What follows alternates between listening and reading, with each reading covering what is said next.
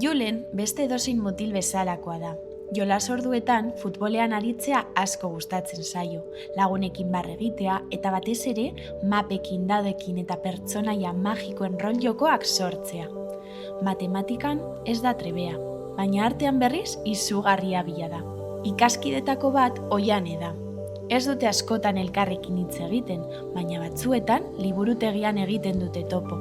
Oianek ere oso gustuko ditu mai jolasak, oso ona da literatura irakasgaian, baina ingelesa dugunean beti urduri dagoela dirudi eta isilik egoten da. Egun batean, Julen idazkaritzara jaitsi zen fotokopia batzuen bila. Korridorean zerbait ikusi zuen lurrean. Marrazki misteriotsuz eta kolorez betetako azala zuen kuadernoa. Jaso egin zuen, galdu zuenaren izena ote zuen begiratu, eta Oianeren zela ikusi zuen. Jakin minari eutsi ezinik ireki egin zuen. Lehenengo orrialdean zera irakurri zuen. Ez naiz ematen dudan bezalakoa. Batzuetan eskutatu egiten naiz triste sentitzen naizelako. Hemen ia inoiz esaten ez dudana kontatzen dut. Juleni barrenak astindu zizkion irakurritakoak. Horri marrazki harrigarriak aurkitu zituen. Bai eta irakurtzeak min eman zioten esaldiak ere. Ez naiz inoiz zangoetara joaten. Gustuko ez ditudalako itxurak egiten ditut, baina ordaindu ezin ditugulako ez naiz joaten. Ama Ekuadorkoa da. Ez dut beti esaten, badakidalako pertsona batzuek desberdin begiratzen didatela. Nire lehengusina kalean bizi da. Pena ematen dit, baina etxean dagoeneko 12 pertsona bizi gara, eta ez dago lekurik. Ez zait gustatzen nire familiari buruz hitz egitea. Hitz egingo banu, are lagun gutxiagorekin geratuko nintzatekela pentsatzen dut. Julenek, une batez, itzi egin zuen kuadernoa, bularrean korapilo bat zeukan.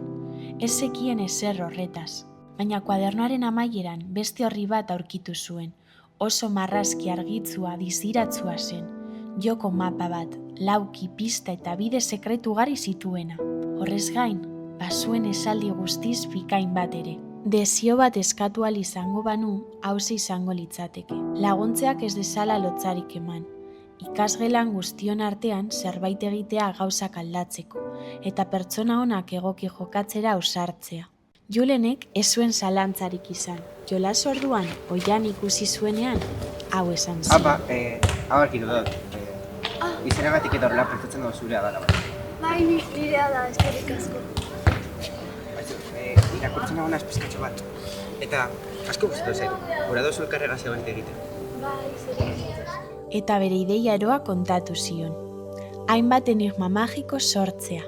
Marrazki, froga eta mezu sekretuekin eskolan eskutatzeko. Asmatzen dituen eskamutikoek argi izpi bat jasoko dute. Eta mundua beste ikuspuntu batetik ikusaraziko die. Eta mundua aldatzeko zerbait egitera bultzatuko die. Eta elkartasunaren zaindari sekretu moduko batzuk balira? Esan zuen Julenek begiak diz-diz zituela. Oianek gogo bizi onartu zuen. Arratsalde asko igaro zituzten elkarrekin enigmak, probak eta eskutuko mezuak sortzen. Eta gauza bitxi bat gertatu zen.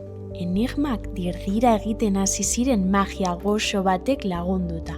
Boterea zutela konturatu ziren. Ikaskide batzuekin egin zuten proba, eta lase zen, enigmak asmatzen zituztenak bihotzonekoago bihurtzen ziren. Abegitsuagoak, ausartagoak, solidarioagoak. Aixue, ausartzen alzarete saiatzen? Sorte on.